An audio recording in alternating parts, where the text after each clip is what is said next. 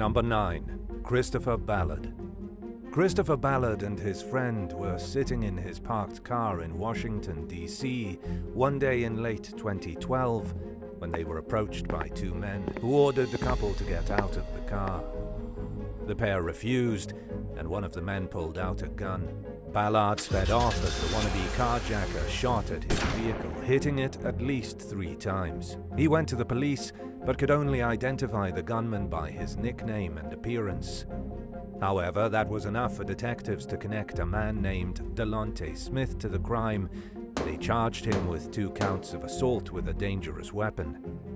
Ballard agreed to testify against Smith in court, but this would end with fatal consequences for the man. The trial had yet to take place 5 months later, when Smith's brother, Antoine Mayhand, approached him on a sidewalk and threatened to stab him. For their safety, Ballard and his friend were put up at a motel while they waited for the trial to start. The authorities overseeing the case cautioned the pair against returning to their neighborhood, but Ballard ignored the advice. 2 days before the trial was set to begin, police spotted him walking in the area around 2 o'clock in the morning. Familiar with the situation and aware of the danger that Ballard was putting himself in, the officers urged him to go back to where he was staying. He agreed to return to the motel, but was shot multiple times during his walk back. Nearby officers heard the gunfire and rushed to the scene, but it was too late to save Ballard's life, and the shooter was long gone by the time the police arrived. Nobody was ever charged for Ballard's murder, but all signs pointed toward him being killed to prevent him from testifying. Smith was later convicted on several charges related to the attempted carjacking and received an 11.5-year prison sentence. Number 8. Kayla Campos. 21-year-old Kayla Campos and her boyfriend were playing Pokemon Go in Albuquerque, New Mexico one night in 2019 when they unintentionally drove up on a robbery in progress. They witnessed 2 people robbing a victim who was in their car. Wanting no involvement with the crime, the young woman attempted to turn her car around and drive away. However, while attempting to flee, one of the culprits began shooting at her. A bullet struck the back of Kayla's neck, causing her to crash her car into a house. She was rushed to the hospital, where she unfortunately died from her injuries. In the end, killing Kayla didn't protect the suspects from being caught. Other witnesses eventually came forward, including the robbery victim, who identified 19-year-old Isaiah Garcia as the shooter, and his friend, 19-year-old Gabriel Marquez, as his accomplice. Text messages and other evidence also helped detectives link the suspects to the case. Garcia was not charged with Kayla's murder until nearly a year after it happened, and by that time he was already in jail for the fatal shooting of a 17-year-old high school student. He was convicted of first-degree murder in that case and is now awaiting trial for Kayla's murder. Garcia earned a 3rd murder charge earlier this year after fatally stabbing a fellow inmate as revenge for killing his brother. Needless to say, he most likely will not be getting out of prison anytime soon, if ever. Number 7. John Dowry. In 2004, John Dowry was confined to house arrest in East Baltimore. He faced nearly a decade behind bars for drug and gun-related charges. The 38-year-old father of 9 didn't want to go to prison, but a conviction was likely. Realizing that his best bet was to cooperate with law enforcement, Dowry agreed to assist in the investigation and trial of a murder he had witnessed. In exchange for his help, authorities allowed him to leave his home. He entered a drug treatment program, got sober, landed a job at a factory, and continued to work toward getting on the right path. Sadly, Dowry's fresh start was cut short when he arrived home from work one morning in 2005. He reached his front door and was waiting for his girlfriend to let him inside when 2 men approached him from behind and shot him.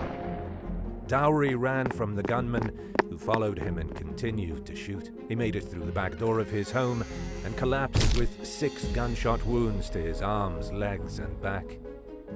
Miraculously, surgeons managed to save his life. However, it was clear that Dowry was a known snitch and that his life would remain in danger if he stayed in the area. He moved to a house outside the city and kept a low profile until Thanksgiving 2006, when he returned to East Baltimore for a family dinner. At one point during the celebration, Dowry went across the street to a convenience store and then a bar to buy cigarettes and have a beer. He wasn't in there very long before someone approached and shot him in the head.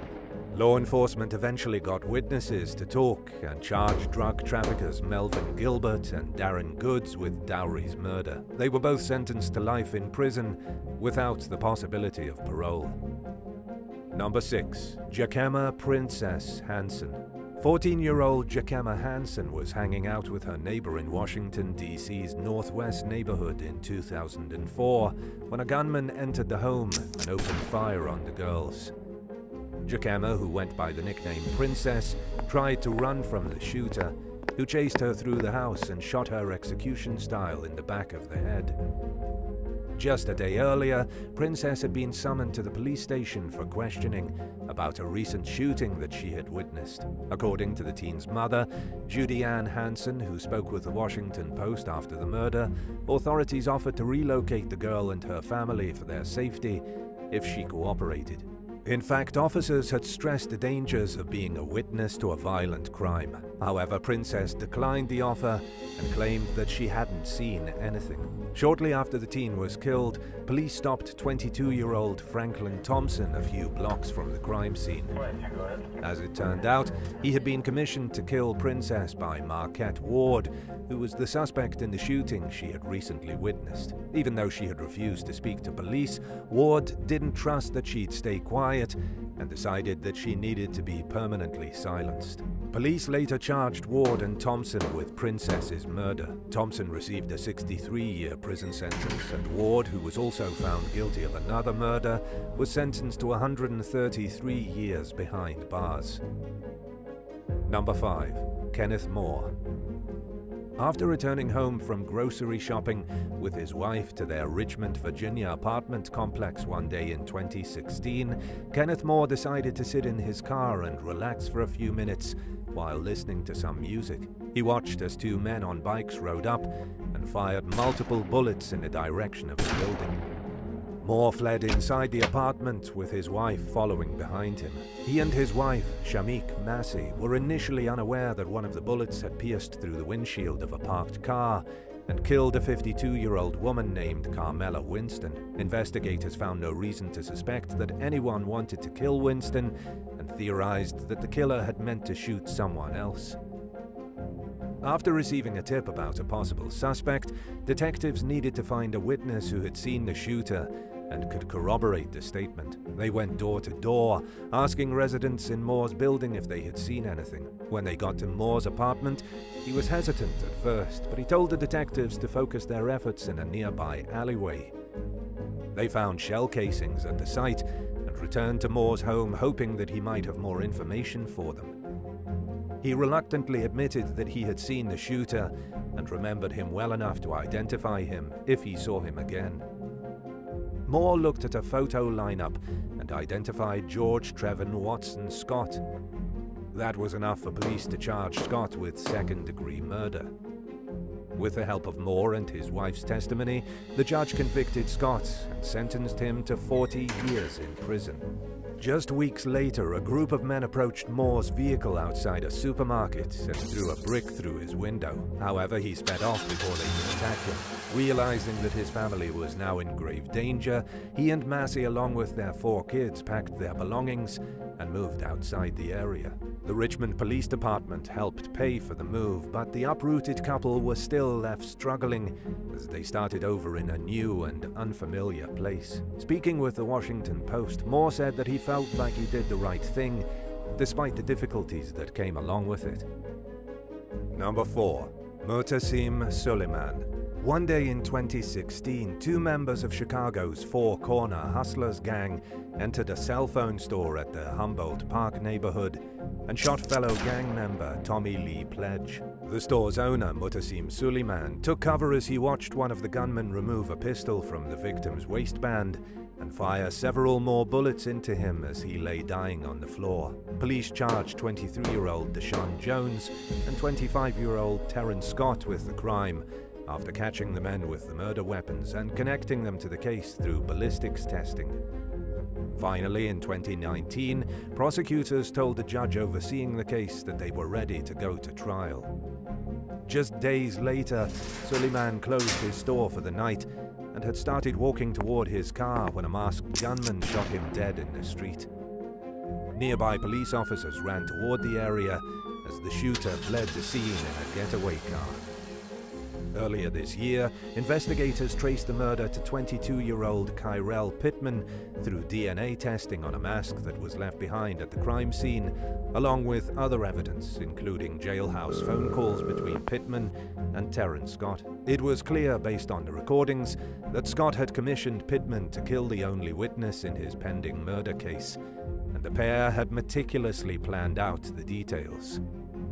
Pittman was on electronic home monitoring for other criminal charges when he allegedly shot Suleiman. Data from his ankle monitor shows that he left his house anyway and wasn't home at the time of the murder. He's now off the streets and behind bars, facing a murder charge. It's unclear where the case against Scott and Jones will go, now that the sole witness is no longer around to testify. Number 3. Teen tragedy.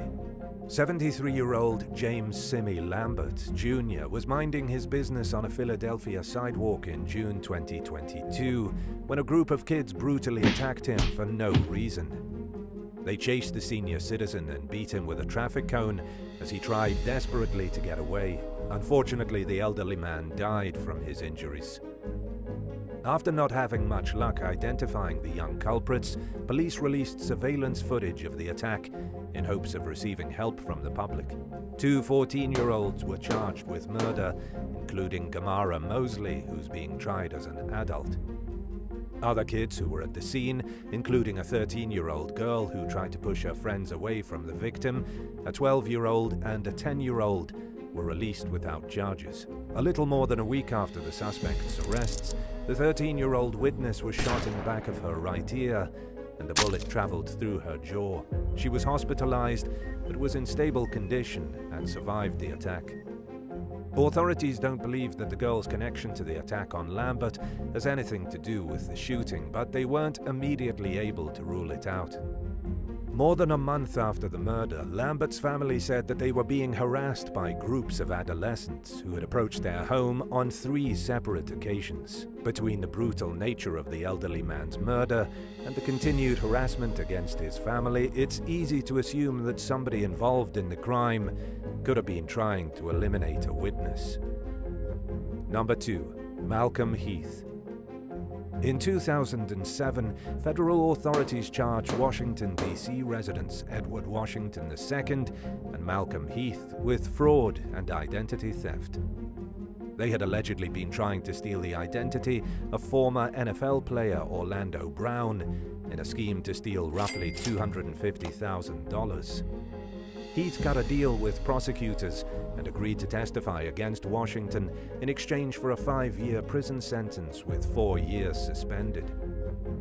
Days before Washington's trial was scheduled to begin, he learned that Heath had turned against him. To prevent his childhood friend and former business partner from testifying, Washington solicited a 38-year-old man named Calvin Tinsley to kill Heath.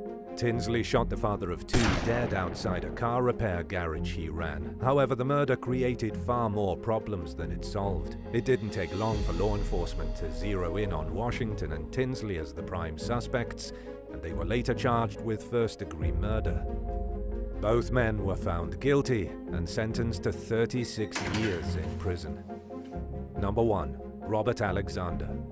Robert Alexander Jr. and his mother had just arrived home from dinner one evening in 2005 when he received a call from a friend. They asked him to meet a few blocks from where he lived in Washington, D.C.'s northeast neighborhood.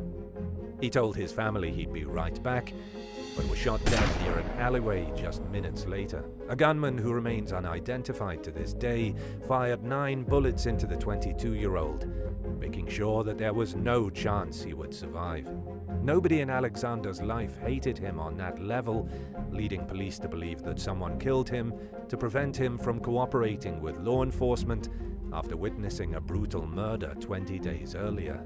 The young man had been present when someone fatally shot taxi driver Isaiah Salazar outside of a convenience store. The chances are Alexander was killed simply for being in the wrong place at the wrong time. Both Salazar and Alexander's murders remain unsolved to this day. Thanks for watching. If you were summoned to testify against a powerful gang member and the authorities offered witness protection, would you enter the program for your own safety, or would you turn down the offer to stay close to your loved ones? Let us know in the comments below, and don't forget to subscribe. We'll see you next time. Bye.